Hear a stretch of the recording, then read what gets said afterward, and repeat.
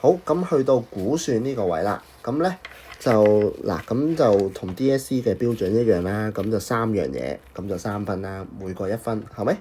好啦，咁呢度就同一個數字，不過咧就按照唔同嘅方式。嗱，首先我哋就要注意啦，第一樣嘢，佢係用有效數字啊，定係小數？係咪？好啦，小數。嗱，跟住第二樣嘢就係上寫入、下寫入定係寫入啦，係咪？好啦，咁我哋首先望一望第一條咯。嗱，第一條咧，佢就問：以上寫入至一位有效數字。首先第一樣嘢，上寫入咧，即係任何情況下都向上；下寫入就任何情況下都寫去。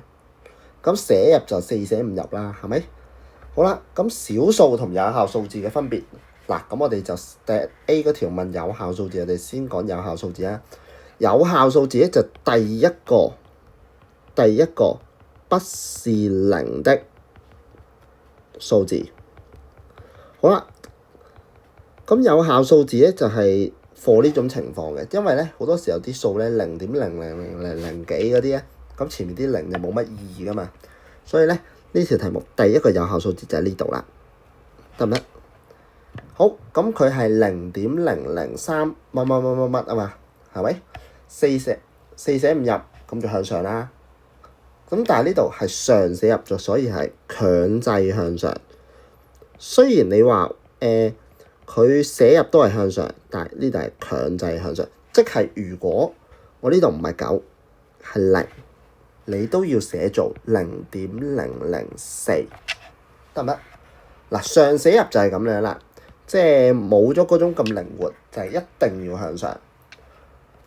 而 boy 咧就係下寫入至3位小數，咁3位小數咁就同有效數字無關咯喎。咁前面啲零都計啦，第一個、第二個、第三個，咁就喺呢個位啦，係咪？咁咧，咁我哋就呢個位3位小數。嗱，你睇到啦，如果根據4捨5入咧，佢係應該向上噶嘛，但係今次係下寫入。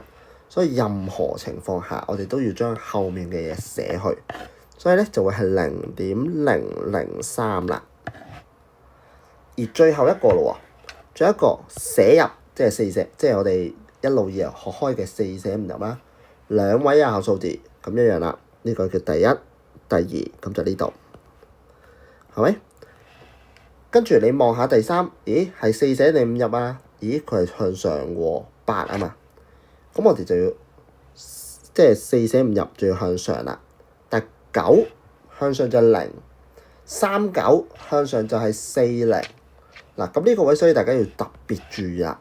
2位有效數字，所以0.004。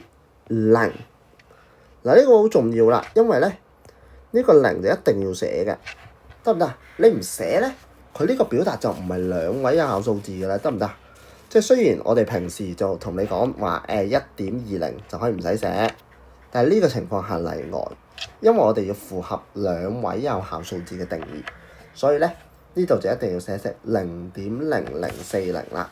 如果你只係寫0.004咧，就 sorry 啦，咁呢分答案分你就攞唔到㗎啦。